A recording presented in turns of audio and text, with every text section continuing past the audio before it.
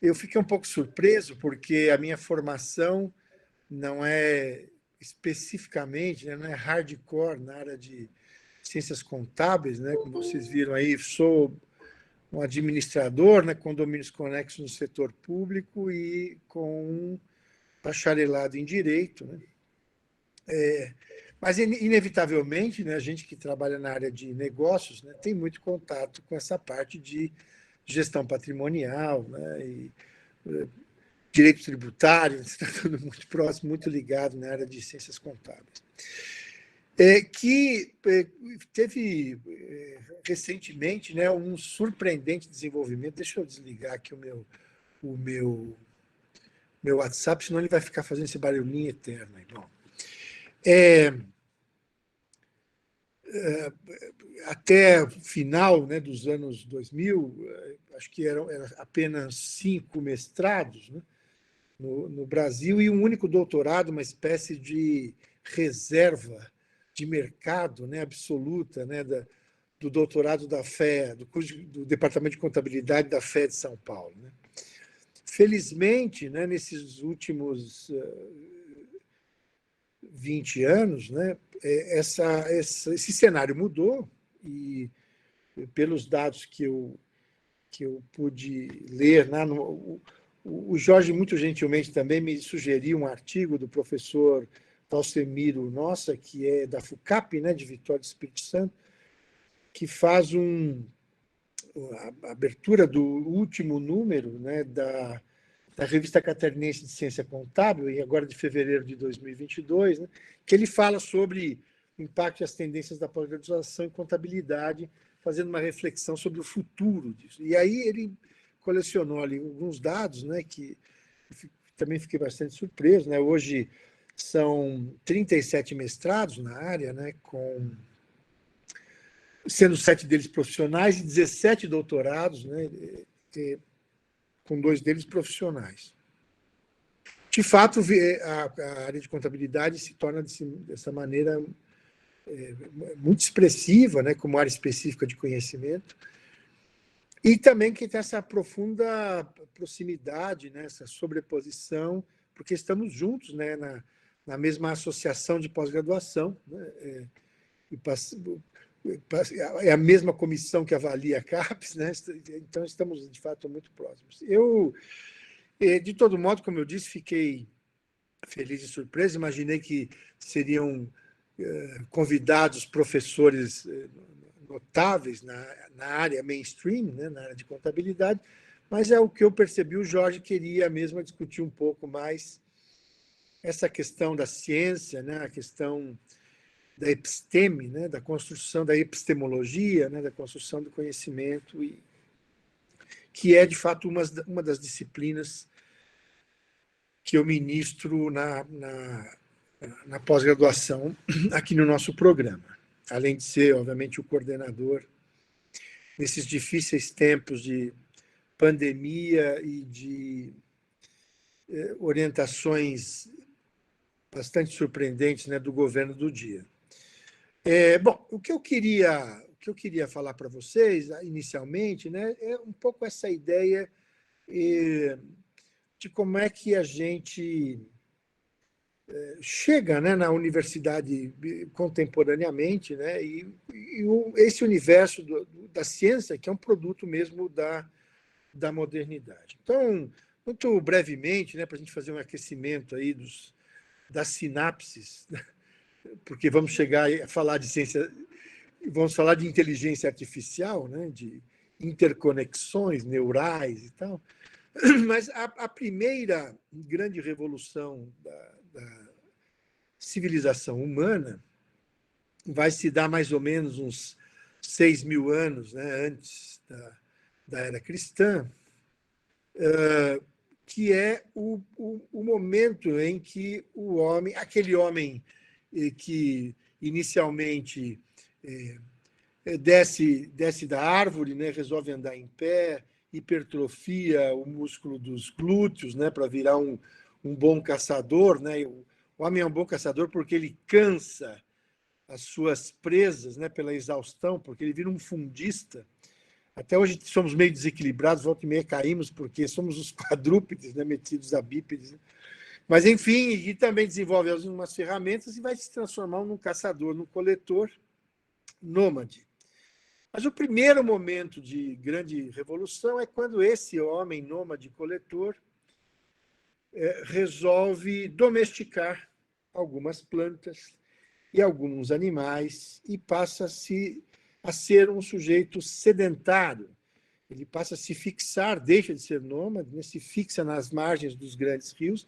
Então, o berço dessas civilizações, em particular a civilização ocidental, vai se dar ali na Suméria, onde é hoje o sul do Iraque, no entre rios, né, Eufrates e Tigre, e sociedades interessantíssimas, sociedades matriciais, né, que envolviam os canais nos entre rios, mas, de todo modo, passando a produzir em ciclos anuais, né,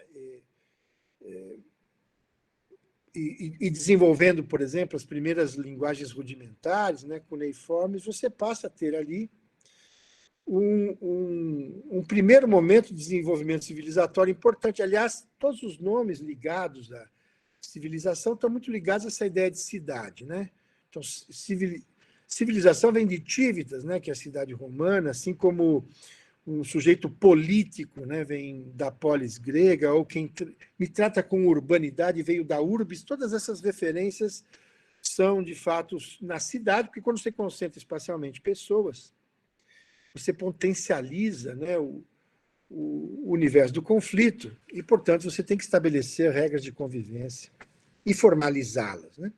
A gente vai encontrar aí vários códigos, alguns muito famosos, como o Código de Hammurabi, enfim, os próprios textos canônicos, né, com frequência estabelecem regras, né, de convivência e sanções para aqueles que as ofendem. Né?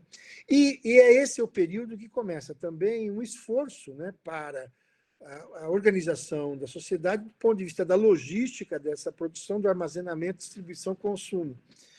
Então, a atividade, né, de controle patrimonial e registro já tem idade, né? É a própria idade da civilização. A gente tem notícias bíblicas de escribas muito famosos, talvez o mais famoso deles seja justamente José do Egito. Né? Ele fazia isso, né? Era um contador, tá certo? Do seu faraó.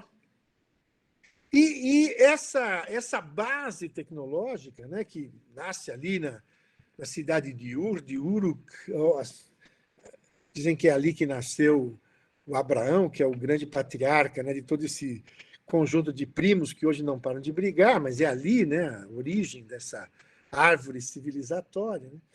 Né?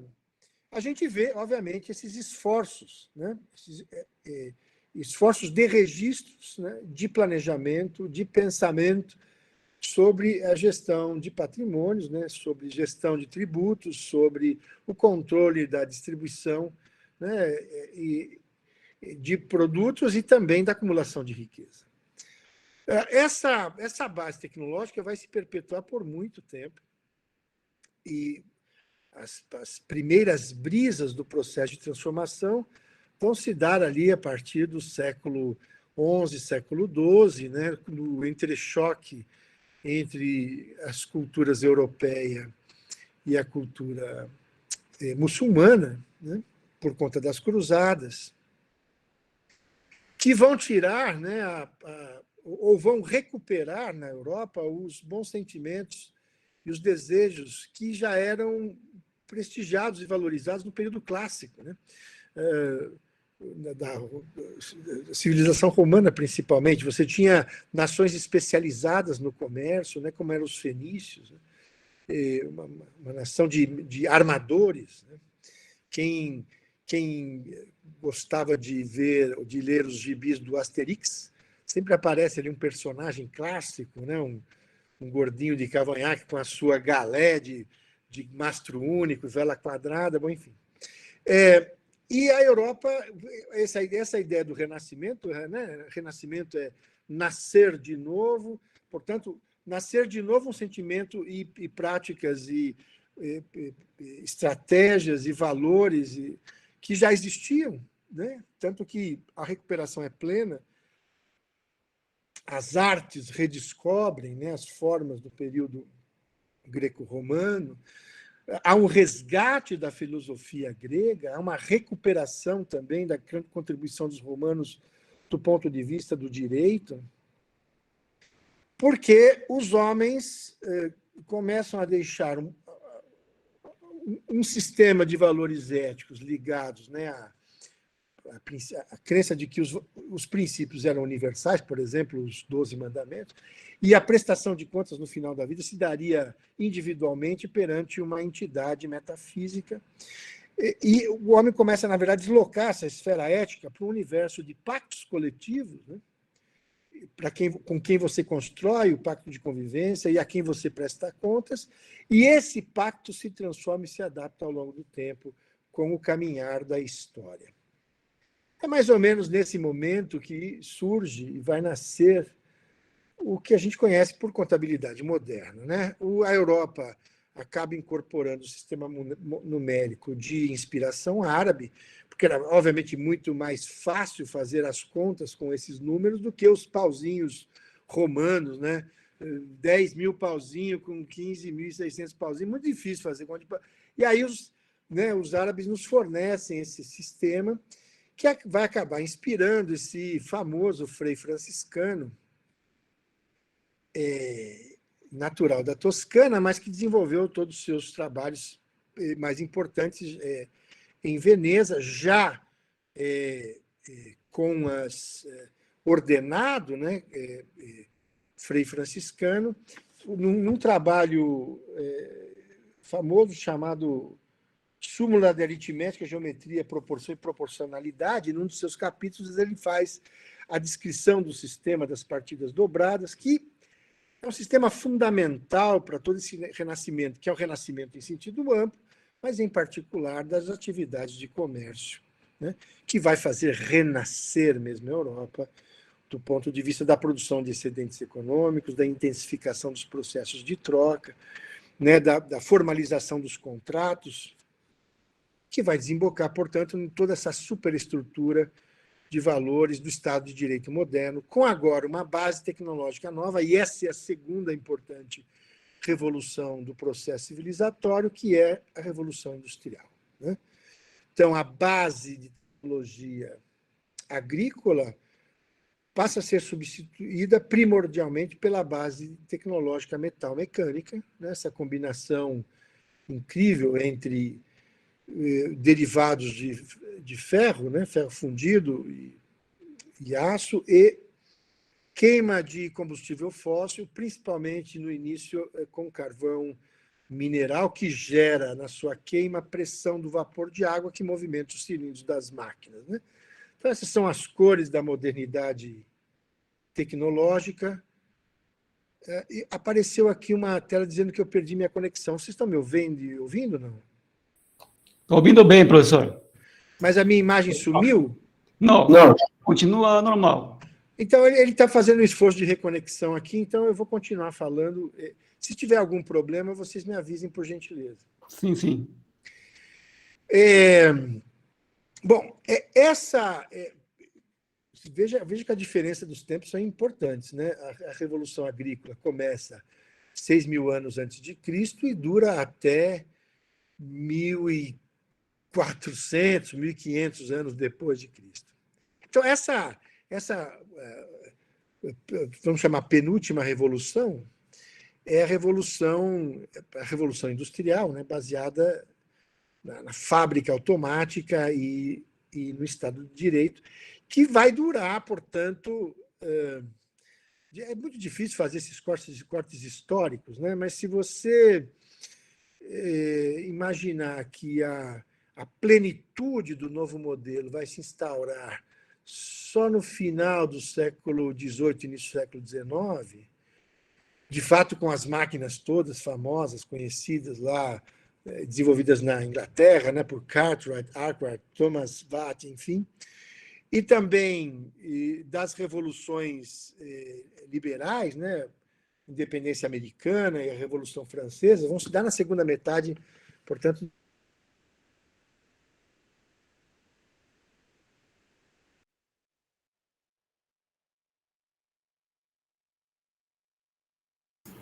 Agora caiu.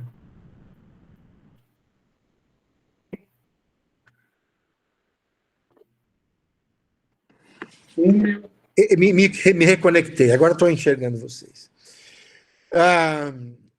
Bem, nós somos, portanto, esses seres modernos, e é nessa circunstância que vai nascer e se desenvolver a universidade, né? A Universidade Europeia, em atividade mais antiga que existe, é a Universidade de Bolonha. Outras tantas aparecem muito próximas ali, quase que concomitantemente, né? Mas elas têm mais ou menos 800 anos e começam muito ligadas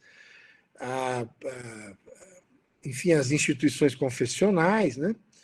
Até hoje isso está muito... Se você prestar atenção, aparece com muita frequência, né? Eu sou professor da USP e eu tenho a clara sensação de que a USP é um principado medieval, né? E aqui a gente tem que ter obviamente, uma classificação de títulos, né? E dependendo do seu título nobiliário, você tem autorização, né, para ocupar certos cargos, né?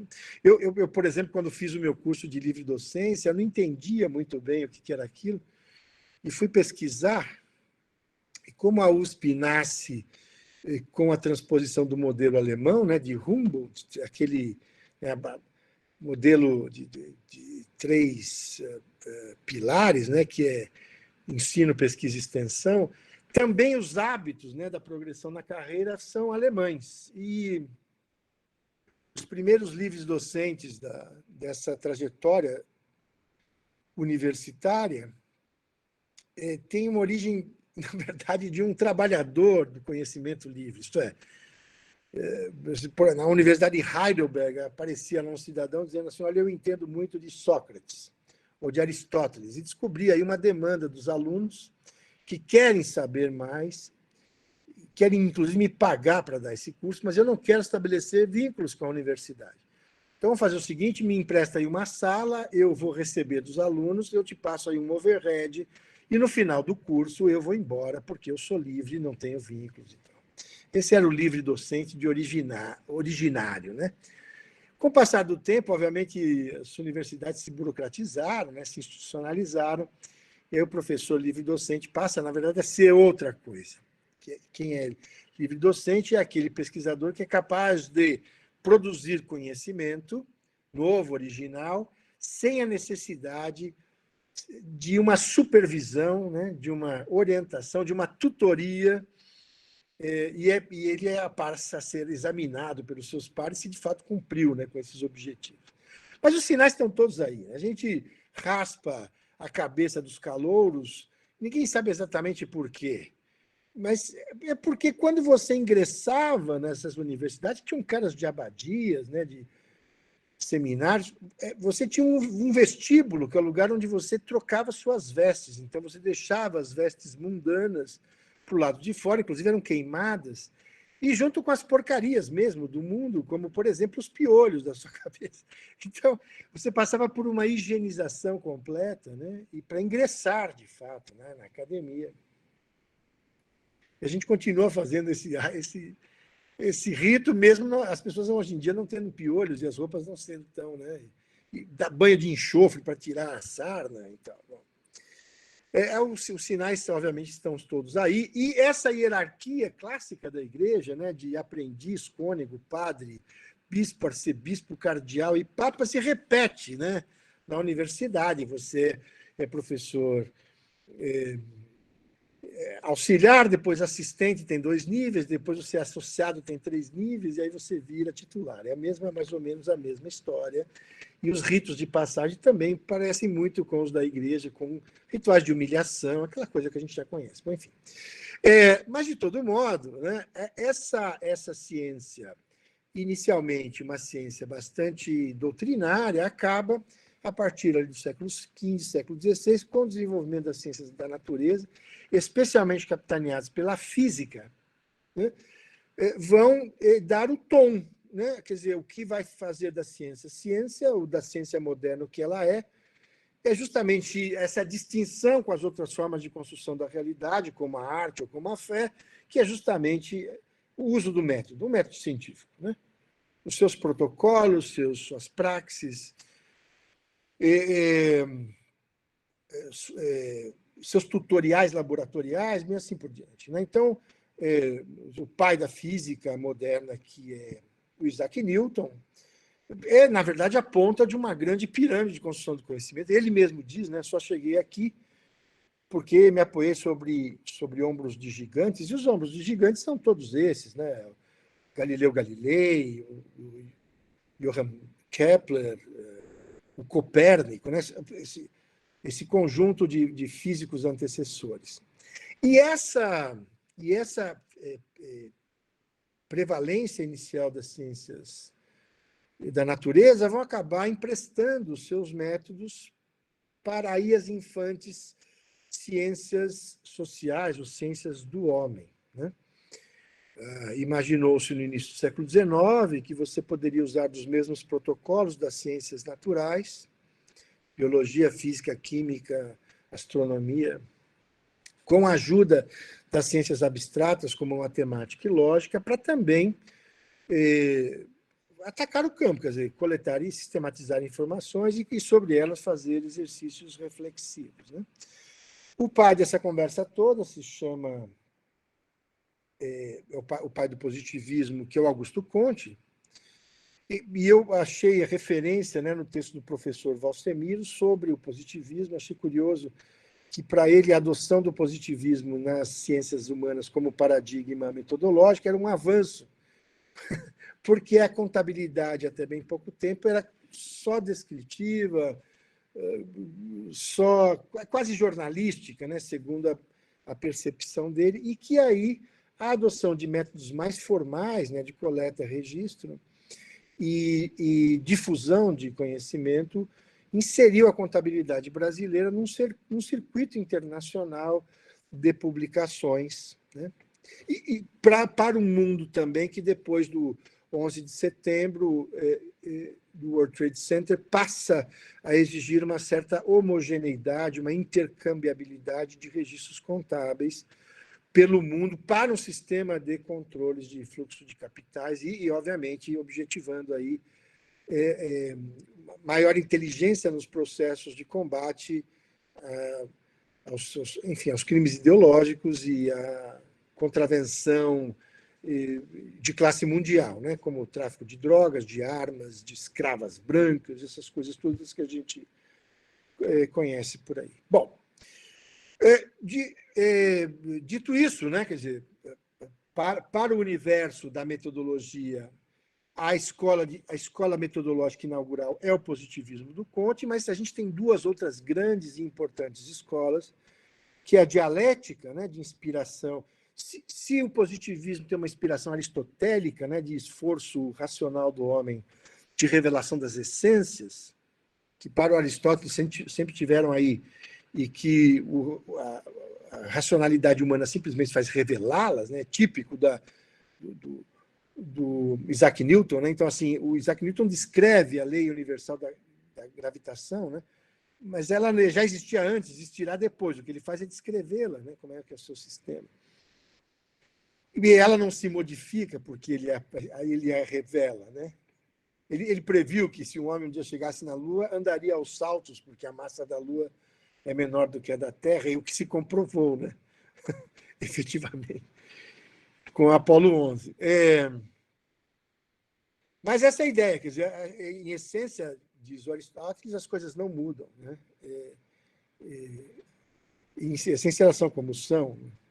Já a perspectiva dialética se reporta aos filósofos gregos pré-socráticos, né, especialmente Heráclito de Éfeso, que diz que é o contrário, né? Que o estado natural das coisas não é estática, imutável, universal, mas justamente é o movimento. O homem não é um homem em essência, o homem é um homem em existência, o homem é um homem histórico, né? E os processos se dão de maneira dinâmica, e desde lá do Heráclito, que que você tem essa perspectiva, né, da relação dinâmica entre... Então, a ideia da dialética como dialógica, como diálogo entre dois indivíduos que pensam diferentemente, e na relação dinâmica entre eles vai produzir uma terceira ideia, que não é a primeira nem a segunda, mas o produto dessa dinâmica, né? Então, há uma recuperação dessa perspectiva, e o autor mais ilustre, né, que constrói o método histórico, né, para a gente olhar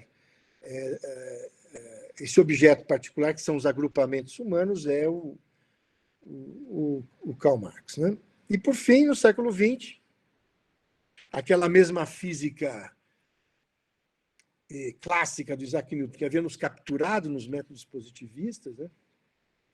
Vai ser a mesma física que vai nos libertar com a física quântica. E aí aqueles simpáticos sujeitos como Max Planck, como Albert Einstein, como Heisenberg, como, enfim, esse monte de prêmios Nobel, né, da Academia Prussiana de Ciências, né, vai dizer o seguinte: olha, fiquem sabendo vocês que o átomo se incomoda quando você o pesquisa, né, e que, na verdade, essa ideia da neutralidade não existe. A construção do conhecimento se dá num processo profundamente intersubjetivo, né, de construção de realidades. Então, o que interessa não é o objeto, a tangibilidade física não diz nada. Quem dá sentido às coisas é você, homem, né? Com todos os seus repertórios, com a sua trajetória histórica, com as suas crenças, ideias, ideais e assim por diante. Bom, essas três escolas criam um universo imenso de possibilidades de pesquisa. Talvez o método positivista tenha mesmo muita simpatia dentro da contabilidade, já que, em essência, né, o controle né, sobre patrimônio é a razão de existir, né, da área específica de conhecimento. Porém, muita gente diz que a contabilidade deve ultrapassar essas fronteiras, já que nos encontramos nessa importante terceira grande revolução tecnológica da humanidade, que é a revolução das tecnologias de informação eletrônica. Então, todos os esforços, né, dos guarda-livros de modelo do Luca Pacioli, agora, enfim, há caixas registradoras inteligentes nas padarias que produzem relatórios financeiros exaustivos, né, do ponto de vista, inclusive, de análise financeira, né? Então, a grande questão hoje em dia não é mais o exercício de produzir, coletar, organizar, sistematizar dados contábeis. O grande exercício agora é interpretá-los. Então, o universo da ciência contemporânea começa a deslocar seu centro de gravidade para o exercício hermenêutico. O que é fundamental hoje é o que você coloca como reflexão sobre os dados apurados. É essa a grande questão. O que quer dizer 50%? Né? 50% pode ser meio copo cheio ou meio copo vazio. O que você está fazendo? Você está depositando sobre o dado. Obviamente que esse é um exemplo muito simples, né? Mas um valor. Você vai estar de um lado da história. E você, a maior neutralidade, segundo essa perspectiva fenomenológica, né, da última e mais recente escola de pensamento metodológico, é que quando você quer ser neutro, você, na verdade, tem que ser o mais explícito possível sobre o seu grau de engajamento. E aí, o que você faz? Você convida o outro a vir participar do seu sistema, que pode concordar, discordar, concordar parcialmente, enfim. Mas é esse o processo de construção do conhecimento. Para essa atualidade tão conturbada e tão estranha, e esse ingresso que estamos fazendo na pós-modernidade, veja, é tão recente que nem tem nome próprio. A pós-modernidade faz referência ao seu momento imediatamente anterior, do ponto de vista histórico, né? Mas o fato é que a gente não pode ficar indiferente a isso.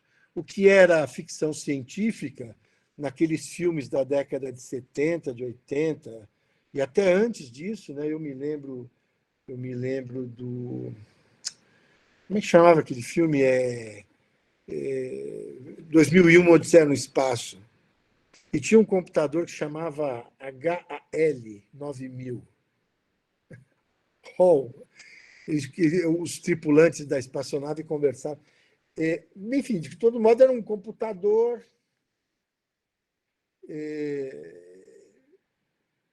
heurístico, né?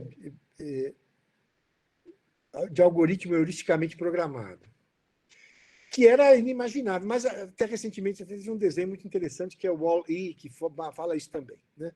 Os computadores passam a ser inteligentes e passam, inclusive, a tomar decisões a seu favor e contra as pessoas que o projetaram, né? E a gente assistiu isso ao longo da vida, né? O Garry Kasparov, que era campeão mundial de xadrez, foi derrotado por um computador chamado Deep Blue, acho que foi em 99.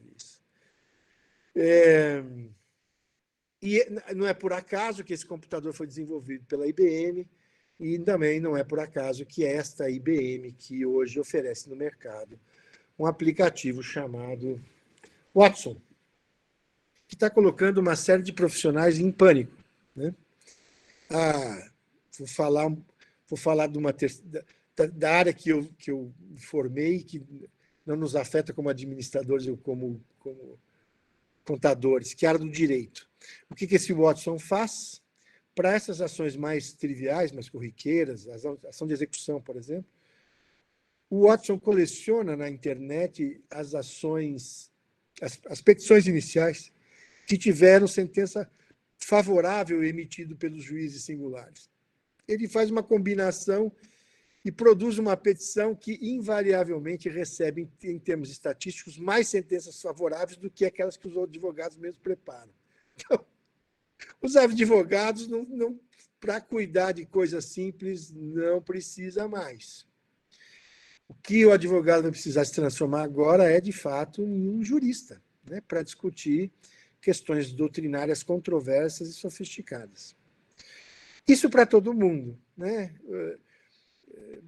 Quem vai mexer hoje com planejamento urbano na área de deslocamento, né, na área de transportes, quem está mexendo com previsão do tempo, né, atmosférica, e quem está trabalhando com sistemas integrados, né, de produção muito variada, né,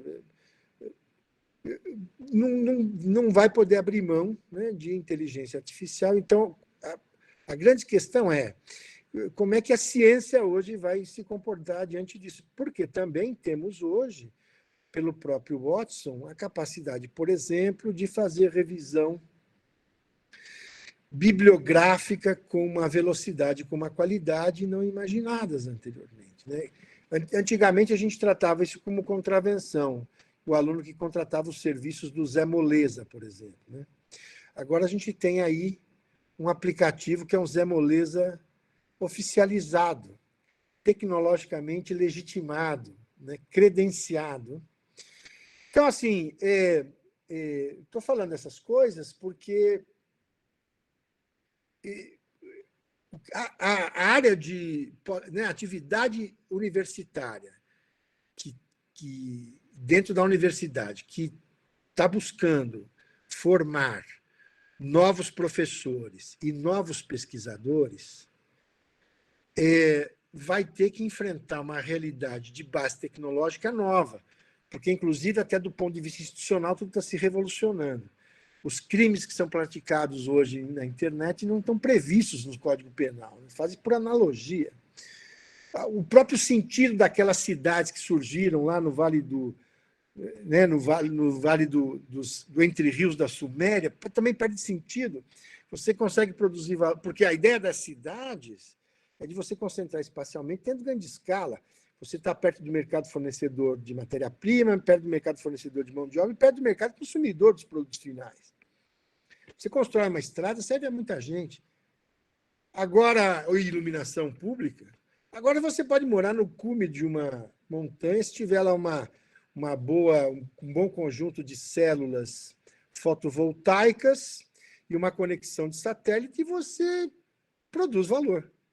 E não se relaciona mais com os colegas de trabalho, nem com os vizinhos, se relaciona com a família com os pets, né? Pessoalmente, né? Mas conversa com o mundo em rede. E aí a pergunta que fica é como é que funciona a CLT nesse caso? Porque alguém te manda um e-mail às 3h30 da manhã e você responde às 3h40, esteja onde você estiver. Aí você fala assim, bom, como é que fica aí a hora extra? Que hora extra? Já acabou, né? Então, eu dei um exemplo, né? Todas essas novas institucionalidades, né, vão impactar, obviamente, no como é que a gente vai pensar, no como é que a gente vai dialogar entre conceito e campo, e como é que a gente vai produzir hoje textos que ajudem a organizar uma racionalidade para profissionais específicos, né, como no caso, contadores. Né? Novos professores de contabilidade, novos pesquisadores na área de contabilidade. Então, eu, obviamente, que não tenho as respostas, porque se eu tivesse certeza das respostas, eu não estaria mais na ciência, eu, obviamente, inauguraria uma igreja, e aí só pregaria as certezas da fé, que não é o meu caso. Já que eu sou um cientista, o meu princípio fundamental é a dúvida permanente. Né? Então, não me contento aí com os pressupostos muito dogmáticos, né? Sempre a dúvida deve e precisa nos acompanhar. Mas, enfim, eu acho que eu sempre faço um exercício, né? Eu fico imaginando se eu tivesse uma primeira aula inaugural no meu recente ingresso, né, no programa de pós-mestrado, o que eu gostaria de ouvir, né? Eu acho que eu gostaria de ouvir um pouco essas coisas que eu disse aqui, né? Pelo menos para elencar um conjunto de sugestões, né, para aprofundamento, né? Já que a facilidade hoje de acessar textos, vídeos, né? Filmes, palestras, né? Que tratam dessas temáticas são de uma imensa facilidade. O que eu acabei dando aqui foi um tutorial de temas para pesquisas, né? No Google, para que os alunos se aprofundem naquilo que talvez tenha sido mais estimulante aqui, como uma conversa breve e inicial e de recepção para os recém-integrados no programa.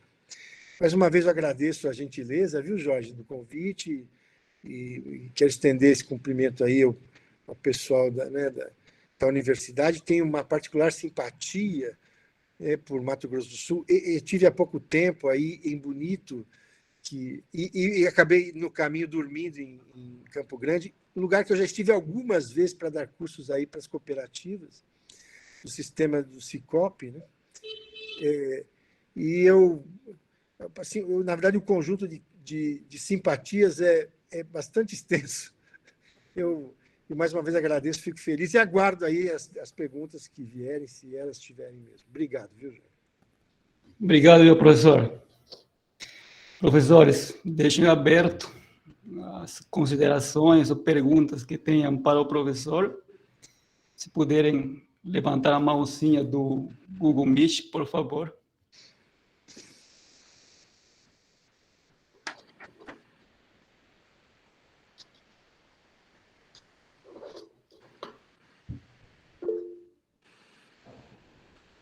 Professora Elizabeth, por favor.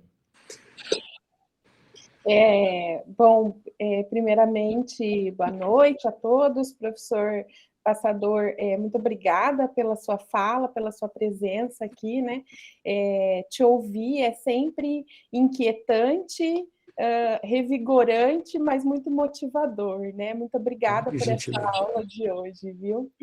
Eu fiquei pensando aqui quando você falou, especialmente da questão de interpretar informações, né, desse novo profissional, e aí eu me remeti para a sala de aula, né, enquanto docente a gente fica reflexivo sobre isso, né, e aí eu fiquei pensando na seguinte situação: a gente tem de um lado um ensino superior, um ensino fundamental, desculpa, medíocre, né? É a realidade que a gente tem hoje. A gente recebe grande parte dos nossos alunos com sérias deficiências, né? Tudo em nome dos números desse ensino fundamental, ensino médio, e aí o aluno acaba chegando despreparado, e a gente tem o papel de soltar para o mercado, né? De titular aí um aluno que tenha essas habilidades, né? Ter um pensamento crítico, formar opinião, né? A gente diz aí que é a geração da tecnologia, mas grande parte dessa geração, na verdade, usa a tecnologia para redes sociais, né? Se você pede para pesquisar, fazer uma pesquisa no Google, que é uma coisa tão básica, né? Eles não têm muito dessa habilidade, né? Eles talvez não conseguem usar isso ao seu favor. Isso, claro, na grande maioria, não generalizando, né?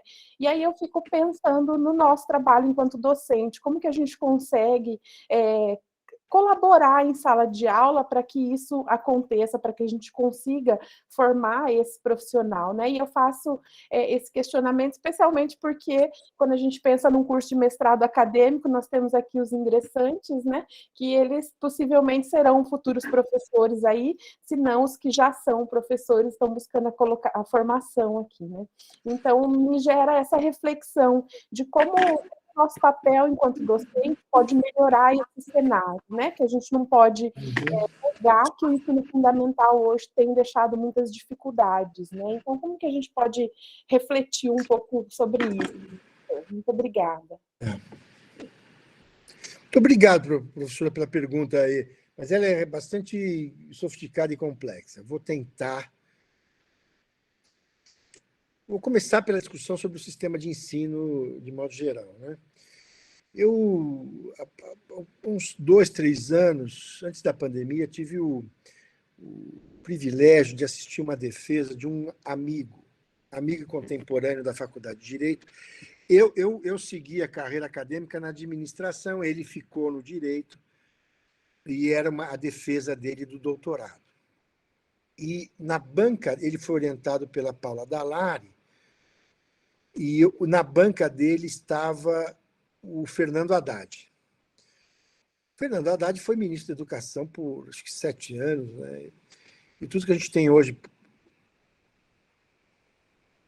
muita coisa que a gente tem hoje, né, do sistema de ensino público no Brasil, foi construído ali, né, no INEP, no Ministério da Educação. E nessa defesa, ele estava lá justamente porque a dissertação, desculpa, a tese de doutorado do meu amigo era sobre direito e educação. E ele disse uma coisa que eu não esqueci. Ele falou assim, olha, você pensar a educação não dá para pensar em fragmentos, né? Então, assim, o ensino primário está muito abandonado e a gente tem um ensino universitário elitizado. Ele falou assim, tudo bem, você tem que melhorar o ensino privado, mas não é vasos comunicantes, né? Eu não tenho que tirar coisas, assim, não, porque aí não funciona. Se você não formar boas pedagogas na faculdade, você não tirar boas professoras primárias, né, lá atrás, ou até mais do que isso, você não formar psicólogas, né? Enfim, você destrói a primeira infância desse país, né? Se você não tiver nutricionista, se não tiver gente que trabalha com puericultura, uma criança que é destruída na sua primeira infância, você pode colocar ela numa escola finlandesa aos 6 anos de idade, que ela não vai ter uma performance de um finlandês, tá certo? Então, eu concordo que deve-se fazer um esforço para melhorar o ensino primário, mas com o esforço de melhorar junto o ensino universitário, ou seja, na verdade, todo o sistema, né? Você devia destinar 1/4, talvez, das receitas anuais tributárias desse país para a educação, porque eu acho que a grande chave, e se mostrou claramente isso em alguns países, a gente tem exemplo da Coreia do Sul, tem exemplo da Irlanda, por exemplo. Eu nunca mais me esqueci de uma palestra que eu ouvi do Cristóvão Buarque, está disponível, acho que aí no YouTube, que ele falou que ele foi, um discurso dele no Congresso, ele foi convidado para participar de um seminário na Irlanda, porque a Irlanda chegou top 5, né, no PISA, uma nação relativamente pobre, um pouco ali nas franjas pobres, né, da Europa. E aí ele, enfim, deu lá a sua palestra e comentou com um dos anfitriões que ele queria muito visitar um determinado lugar, aliás, onde tinha acontecido, acho que a primeira grande conferência sobre essa revolução na educação, na Irlanda, e o anfitrião disse assim, olha, mas é longe. Ele falou assim, não, não é, eu olhei aqui no mapa, e é relativamente perto, dá para ir de manhã, voltar à tarde. Ele falou assim, não, sabe qual é o problema? Porque a estrada é muito ruim para chegar lá, você vai demorar muito tempo. Aí ele falou assim, mas como é que um país que chega em top 5 no PISA tem estrada ruim? E ele respondeu, é por isso mesmo. A gente tinha restrição de recursos e fizemos uma escolha, né? Agora acho que a gente vai arrumar as estradas, mas primeiro arrumamos a educação, né? Então, eu acho que o Brasil precisava, de alguma maneira, a gente achar uma saída institucional, né? Com todas as dificuldades que a gente conhece, com todo o desprestígio que a área de conhecimento, ciência, artes tem tido recentemente, né? Mas eu acho que ainda é possível a gente fazer essa virada, né? Bom,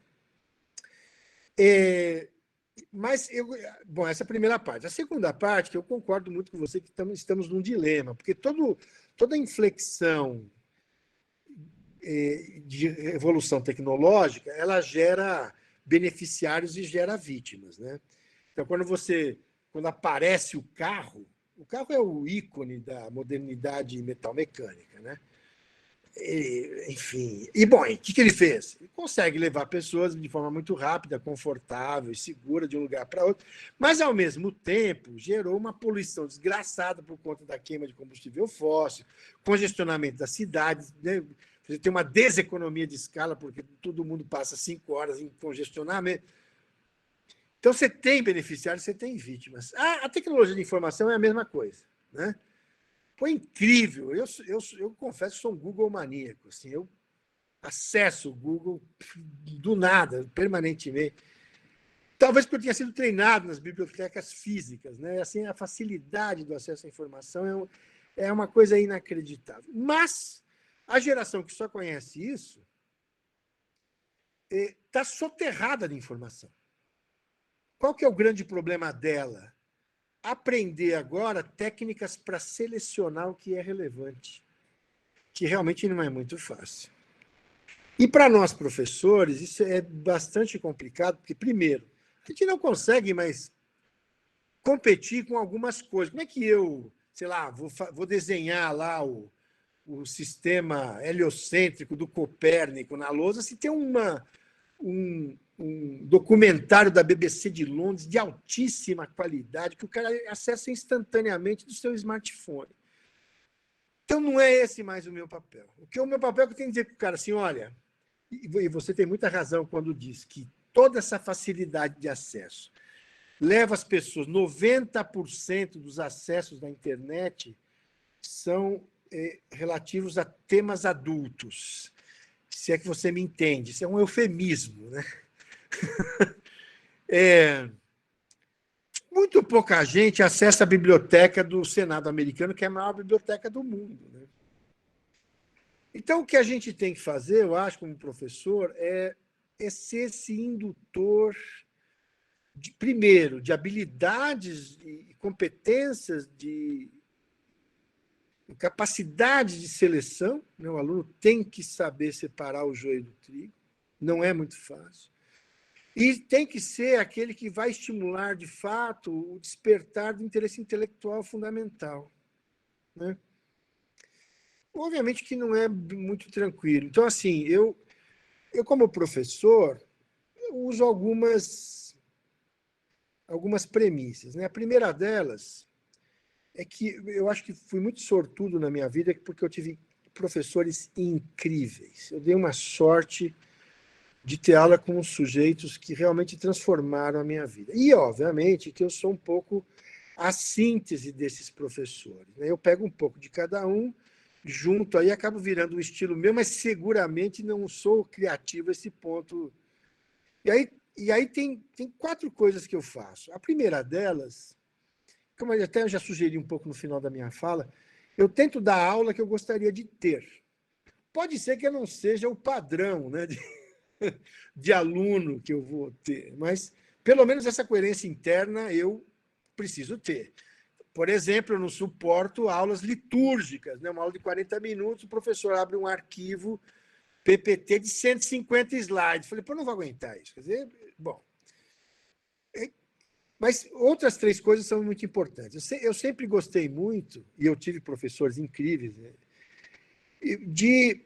desses professores que tinham uma erudição não trivial. O cara tem um repertório, sendo capaz de fazer interconexões não óbvias, né? Tipo o Fábio Conder Comparato. Tem aulas dele que até hoje eu me lembro como se fosse semana passada. Então, esse eu acho que é uma coisa importante, né? O aluno saber fazer interconexões, fazer sinapses não triviais. O segundo, eu sempre gostei de professores muito bem-humorados, né? Eu acho que a cada 20 minutos, também não é uma coisa fácil, mas a cada 20 minutos você soltar uma piada, uma borrachada qualquer, assim, a endorfina do riso, eu acho que é um componente pedagógico importante. E a terceira coisa é que eu sempre gostei muito de professores que têm opinião, porque ele obriga você a se posicionar. Isso é um exercício reflexivo importante. Ele pode concordar com você, ele pode discordar de você, ele pode concordar parcialmente com você, mas ele tem que se posicionar, né? E aí, obviamente, ele tem que construir os argumentos para se relativizar. Essa é a ideia, né? Se relativizar, relatividade é termo da física quântica, né? Como é que eu me posiciono em relação à sua provocação? Como é que eu entro no seu sistema, né? Eu nunca pensei muito nisso depois que aconteceu. Quando aconteceu, onde me perguntaram, falei, como é que você... Eu falei assim, olha, boa pergunta, eu não sei, vou pensar. E aí, pensando que eu descobri que esse tipo de coisa tinha acontecido. Então, esse papel mesmo da mentoria, né? Esse é um termo que é usado hoje em dia, a gente tem sempre muito novas palavras, né, na área de gestão, mas eu acho que é essa a ideia mesmo, né? O professor tem que ser alguém que provoca você, que estimula você a pesquisar e dá técnicas para você pesquisar do jeito correto, né? Que instrumentaliza você a compartilhar suas reflexões com os outros, né? Essa é a integração que a internet permite, como essa que a gente está fazendo aqui agora, que inimaginável até anos atrás. Então, o Jorge falou no meu currículo, eu fiz o meu intercâmbio na Bocconi em 1990, 91. A correspondência ainda era por correio, eu escrevia cartas à mão para minha mãe, não tinha internet, você acredita nisso?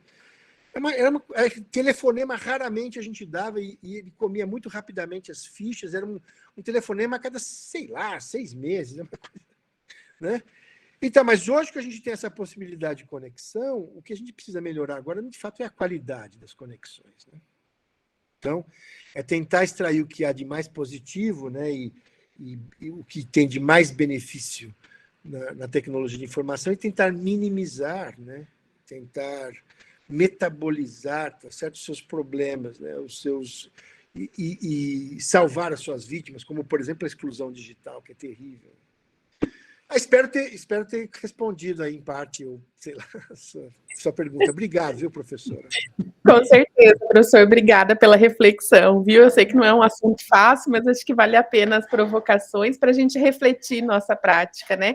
E, por favor, quando estiver em Campo Grande novamente, entre em contato com a gente para recepcioná-lo, né, devidamente. Por favor. Eu gostei muito de um lugar, uma vinheria, é isso que chama? Um lugar que vende vinhos e harmoniza com pratos fantásticos. Como é que chama? Conhecedor de vinho aqui, o professor Emanuel, viu? O professor João. Professor Emanuel, fico aqui à disposição para essa aula. Ok. Professor, alguém mais fazer uma pergunta ou considerações à palestra do professor João? Só levantar a mão do Google Meet. Algum aluno ou aluna?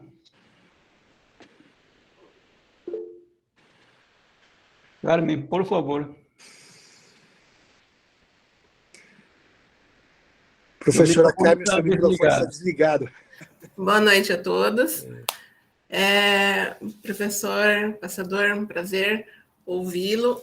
Eu fiquei assim um pouco atenta, principalmente na parte final da fala do senhor, em relação ao que o senhor disse sobre a questão do pai do positivismo e aquele exemplo que o senhor deu em relação à questão do horário de trabalho hoje em dia que é feito, né, que hoje, como o senhor bem falou há pouco, nós temos uma extrapolação de situações, né, que hoje, assim, no exemplo que o senhor tinha dado, a pessoa manda às 3h30 da manhã, às 3h40, a pessoa está respondendo.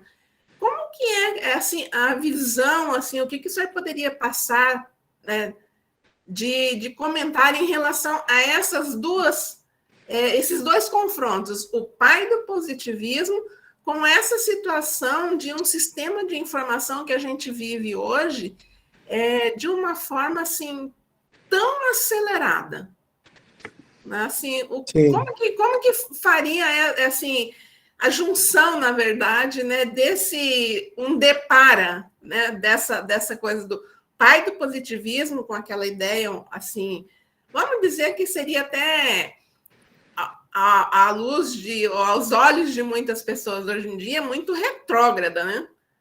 E com essa situação dos sistemas de informação, do que a gente vivencia hoje, principalmente em relação aos 2 últimos anos, né, que a gente tem vivenciado muito em função da tecnologia.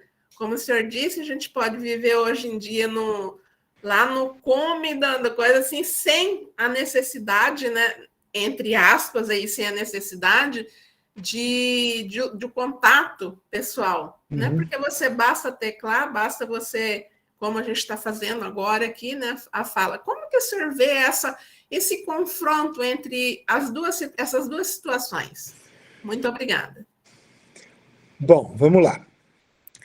Bom, em primeiro lugar, que eu acho, eu não descarto, né, quer dizer, o positivismo como escola metodológica, porque, obviamente, ela tem seu lugar, né? Então, assim, o Frederick Taylor não existiria, né, sem o Augusto Conte. E, obviamente, o Frederick Taylor não é uma pessoa... As ideias dele são de alta importância, né, para, por exemplo, o McDonald's, ou para um centro cirúrgico, ou para a manutenção de aeronaves, né? Então, o que não dá é você querer usar pressuposto terrorista para resolver conflito capital-trabalho. Então, assim, eu acho que, do ponto de vista da cesta de alternativas metodológicas, existe, obviamente, um lugar e uma relevância, né, para perspectivas mais positivistas. Né?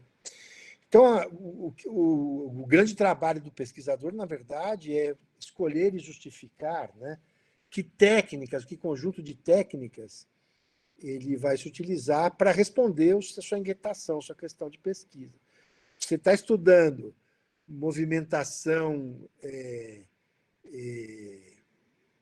logística de cargas internas da empresa, não tem jeito de escapar, né, de uma visão mais quantitativa mesmo, né? Se você vai discutir burnout, tá certo, nas empresas, obviamente que ele não vai resolver o problema, ou sem escolas mais qualitativas, né, ou técnicas da mesma maneira. Bom, mas de todo modo, eu vou dizer para você, existe hoje, acho que está muito próximo e à flor da pele de todos nós, qual é a utopia que vamos viver, né?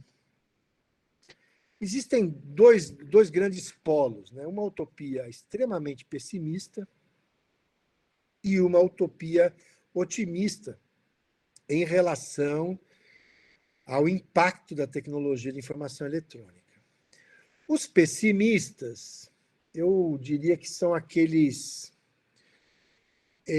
utopistas, né, da primeira metade do século XX. O século XX é muito deprimente do ponto de vista da filosofia. Os filósofos são muito descrentes, muito desacreditados, né?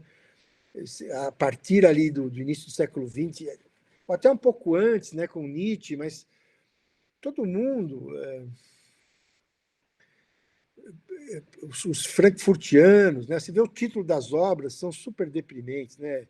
Socialismo ou Barbárie, O Eclipse da Razão, O Ser e o Nada, né, que é do Jean-Paul Sartre. Bom, E, obviamente, que esse pessimismo todo veio dos eventos que aconteceram no século XX, como é o caso da Primeira e da Segunda Guerra Mundial, só para citar, né, eventos mais críticos mesmo. Né? Mas a miséria humana, enfim. Nesse período, década de 30, 40, você teve algumas obras muito marcantes, como por exemplo, o 1984, do George Orwell, né? E o Admirável Mundo Novo, do Aldous Huxley, que é a perspectiva da utopia pessimista. Ou seja, a tecnologia vai construir uma sociedade onde todo mundo vai ser vigiado, manipulado, e a vida vai funcionar como se fosse um jogo. Né? O programa Big Brother da Globo é inspirado no 1984. Né? É o nome do líder fictício. Né? Então você passa a ser ninguém. E quem resiste a isso, como é o caso do Winston, que é o protagonista do 1984, e a resistência dele é via o amor, mas pegam o cara, arrebentam com ele, com a namorada dele, que é a Júlia. Bom, enfim. Eu acho que o Aldous Huxley é mais sofisticado. Né? Então, por exemplo, se no 1984 a ideia da resistência e da libertação se dá através do sexo, do amor, para o Huxley é o contrário. Né?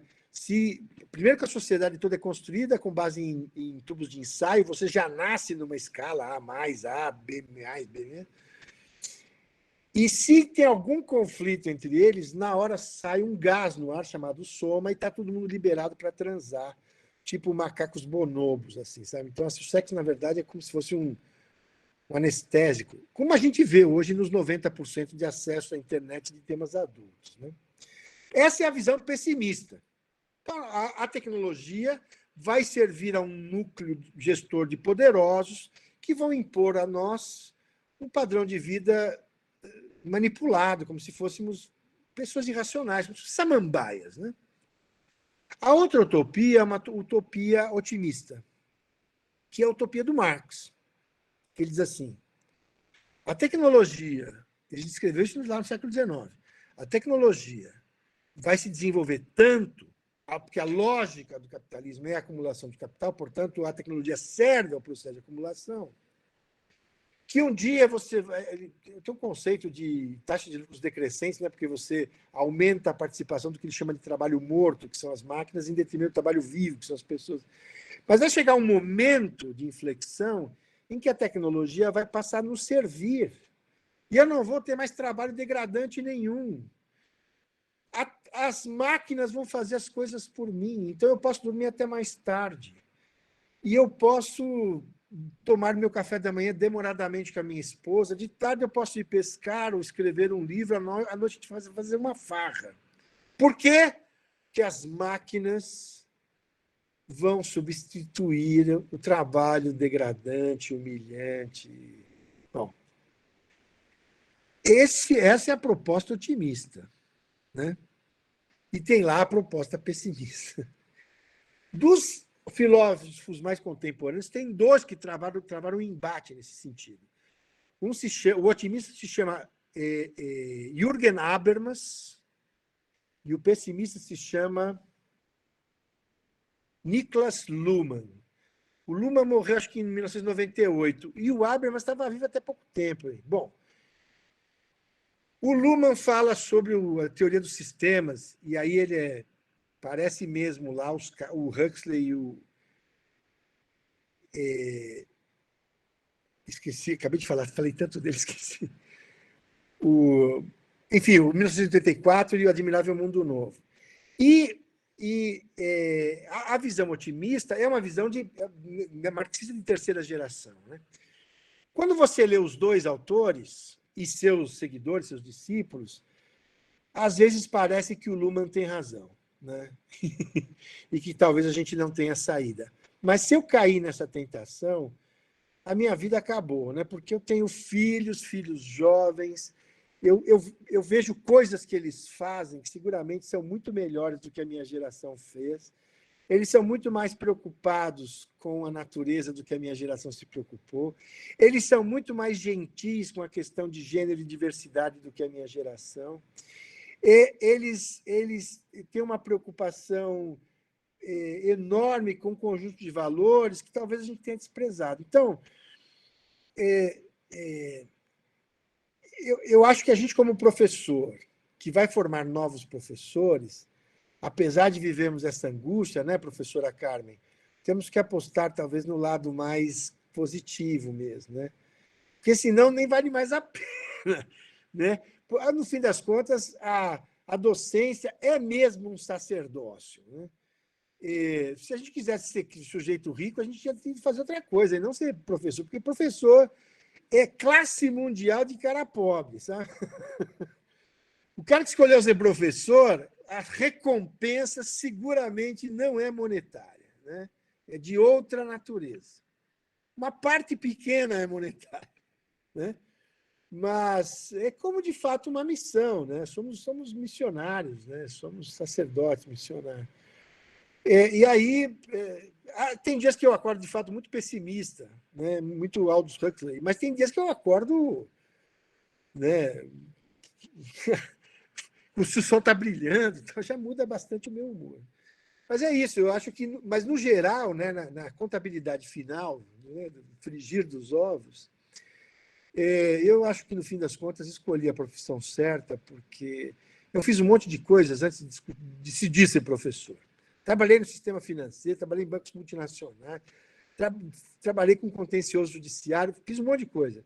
E de tudo que eu fiz, o que eu mais gostei mesmo foi estar em sala de aula. E eu acho que esse é o meu habitat.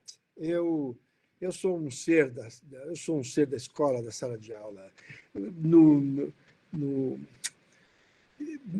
capilar, né, na relação com o aluno, que eu acho que é ali que a coisa de fato funciona. Porque também já trabalhei na reitoria da USP e vou te contar, não gostei nada disso. Eu gosto mesmo ali do chão de fábrica, sabe? As recompensas são melhores. Não sei se ajudei aí na sua reflexão, professora, mas é bom estar compartilhando assim as coisas que eu acredito com os pares, né? Muito bom. Professor, muito obrigado, viu, pelas suas excelentes colocações. Professor, esse aluno, se alguém tiver alguma observação ou pergunta mais para o professor, por favor, levantar a mãozinha aqui do Google Meet.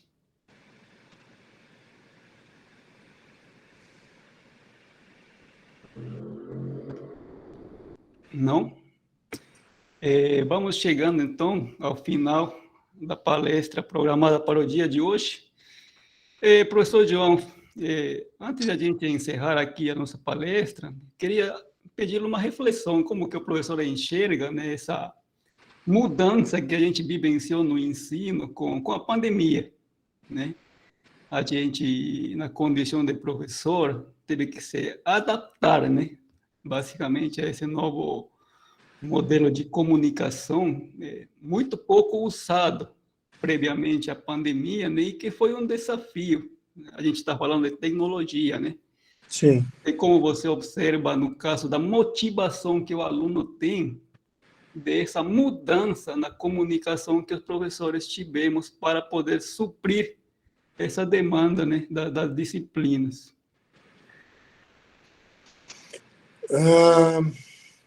Eu tenho algumas percepções um pouco contraditórias, né? A primeira delas, no fim agora, né, faz 2 anos, né, que a gente está nessa história. A primeira sensação que eu tive é que eu fiquei muito orgulhoso de mim mesmo, assim.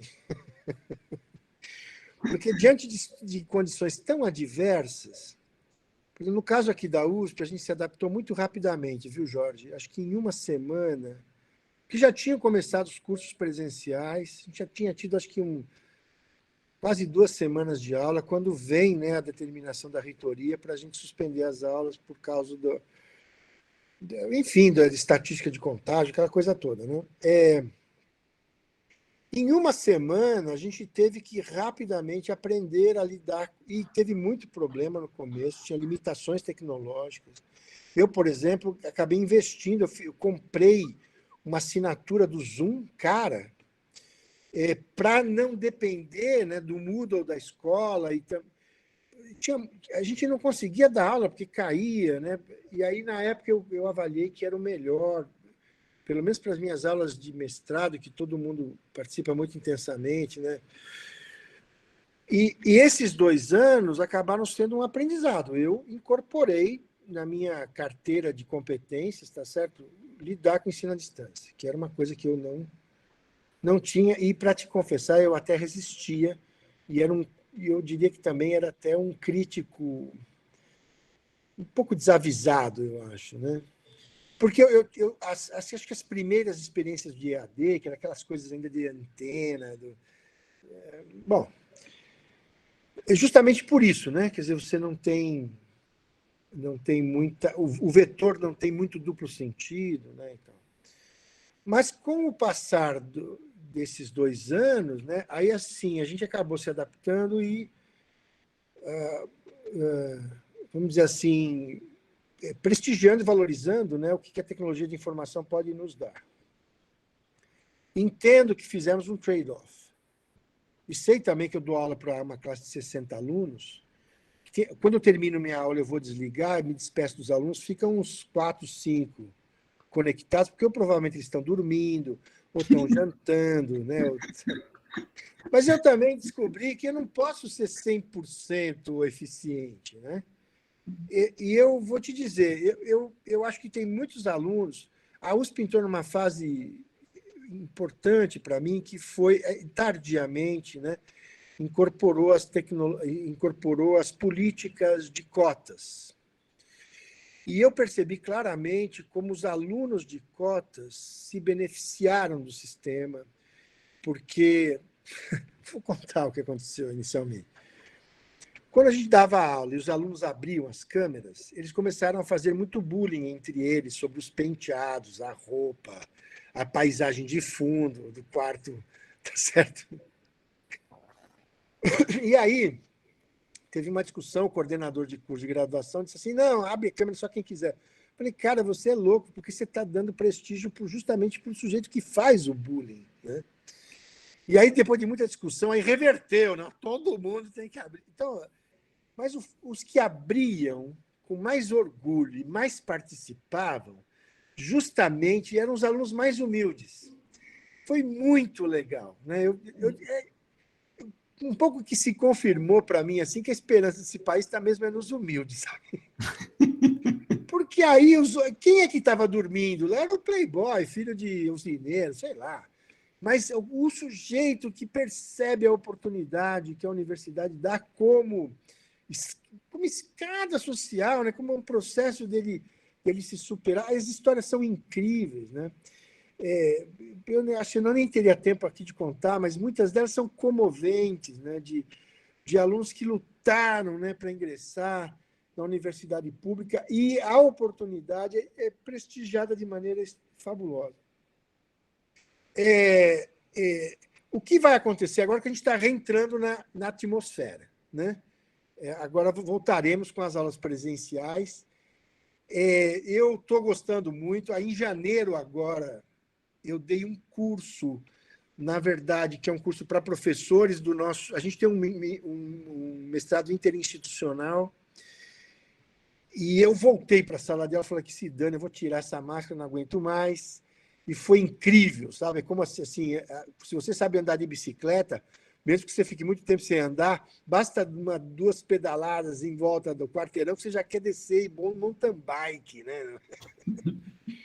E foi um prazer imenso. Então, eu acho que agora que a gente não está substituindo a aula presencial, a gente está incorporando no repertório de alternativas pedagógicas mais o sistema de tecnologia de informação. Porque, por exemplo, na minha aula, eu posso convidar você, Jorge, para participar sem que você precise sair daí do Mato Grosso do Sul, entendeu?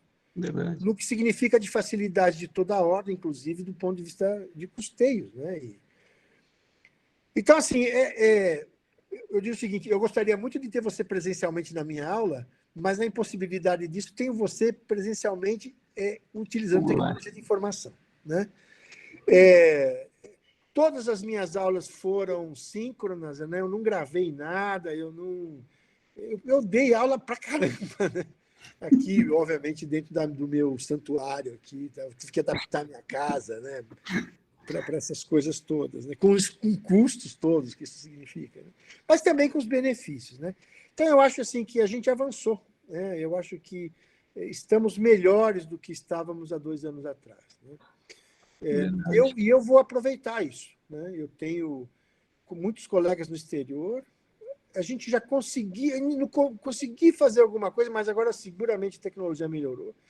A minha unidade fez bastante investimento aí com recursos da Fundação de Apoio, né? Com esses sistemas para fazer aulas híbridas, né? Que a câmera te acompanha.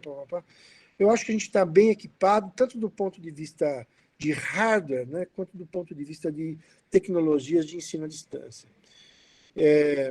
Eu acho que ficamos melhores, né? Na dureza e no sacrifício, né? da pandemia. Não sei se você concorda comigo. Então, professor, minha pergunta basicamente é por... a gente que teve a oportunidade de ser seu aluno, né? Era gratificante esse contato, né? Esse momento presencial. Sim. E basicamente, então, eu entendi na sua fala, né, a sua resistência, que eu imagino você teve no início. Mas, de fato, né, a tecnologia, ela veio facilita muito o fato de a gente poder convidar outras pessoas que, dados os recursos que a universidade tem, a vezes seria difícil a gente ter presencialmente, né? Mas, com certeza, a parte presencial e o contato perto da pessoa faz muita diferença. E eu concordo essa parte, porque nas suas aulas a gente tem muito essa reflexão, né? Sim. Nos debates. Então, presencialmente você tem um sistema de, vamos chamar assim, de multirecursos, né? Quando você está junto, temperatura, sei lá por quê, essas coisas influenciam, né? Umidade relativa do ar, né? Aroma, sei lá, as coisas são muito sensoriais, né? E a gente perde muito com essa questão à distância. Mas eu vou te falar que uma coisa que eu sinto muita falta são dos congressos presenciais. Porque eu acho que eu cheguei até a ler um artigo, eu sinto não ter guardado, não sei se vou conseguir recuperar, mas faz tempo que eu li isso, que na produção do conhecimento em ciências, as redes de pesquisa se formam no espaço paroquial. Não é na palestra da Ampad, pode ser lá também, mas na maioria dos casos acontece porque você trabalha com quem você gosta, não é isso? É aquela conversa que você vai ter na beira da piscina, no quiosque da praia, sabe? É isso, né? Os congressos presenciais sempre produziram essa forte relação intersubjetiva, né?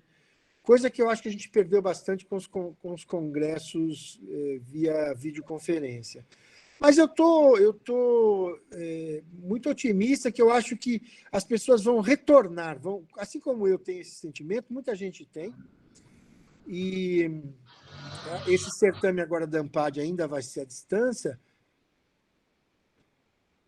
Talvez estava cometendo um erro aqui, me ouvi uma conversa que vai ser em São Paulo. Eu acho que vai ser um sistema híbrido, né? Mas as pessoas estão muito interessadas a voltar a conviver, a ter o jantar, a ter o baile, que nos meus tempos áureos era quem fazia a abertura o professor Clóvis Machado da Silva, indefectível na sua primeira dança, que era em New York. Até essas questões folclóricas, tá certo? São importantes, né? No convívio, na aproximação dos docentes. E dos docentes com os alunos de pós-graduação. Né? Mas é isso. Assim, eu sempre tento ser otimista com o futuro, viu, Jorge? Acho que vai dar certo. E a gente vai se encontrar de alguma maneira. Sim. Ou eu indo aí para Campo Grande, ou você vindo com certeza. a gente se encontrando numa praia show aí nos congressos do Perfeito, professor. O pessoal está chegando aqui, já vai ser 10 da noite lá, né, em Ribeirão Preto, né? Nossa, foi rápido demais. Pois é. Professor, mais uma vez, muito obrigado, viu, pelo aceito, por este momento de compartilhamento de ideias, né? Tá? Muito obrigado mesmo, tá? Vamos chegando aqui ao final da palestra e também agradecer a presença de cada um dos professores e também alunos aqui que estiverem presentes no dia de hoje. Tá? Jorge, eu te agradeço muito, desejo muito boa sorte para vocês aí nesse início de período letivo, tá bom? Obrigado, professor. Que os alunos formem com vocês um grande grupo de parcerias e que tudo seja, ao final, muito produtivo na formação de novos professores, na produção de conhecimento útil para a área e para a sociedade, tá bom? Obrigado, professor. Boa sorte aí. Amém. Muito obrigado. Meus prezados, Tchau, tchau. um grande abraço. Foi um prazer. Tchau, tchau. Obrigada, professor. Um abraço. Abraço Boa noite. grande. Cadê a Márcia? A Márcia foi sequestrada pelos filhos, né? Deve ter ido atender as crianças. Manda um beijão para ela. Pode deixar.